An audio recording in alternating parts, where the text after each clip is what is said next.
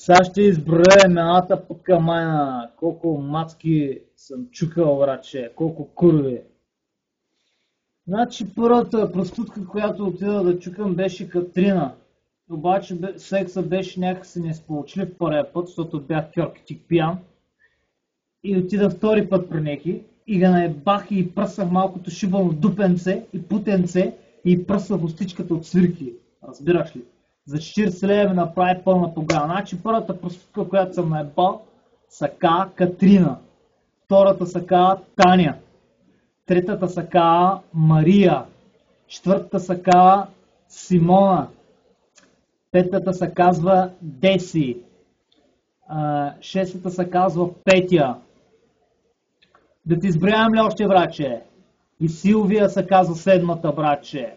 Силвия, братче. Да ти изброявам ли още, курви?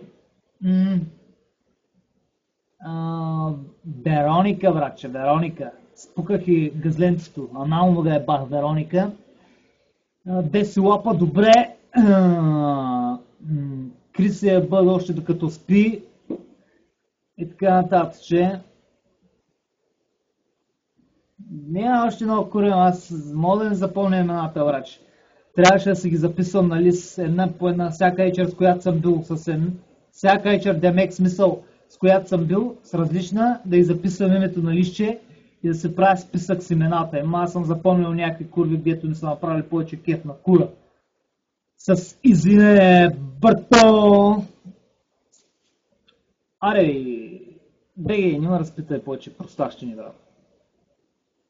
Какво ще ме питаш? Бърз се еби там гаджето, пък аз, като съм сърцемен, ще си давам парите на курвите.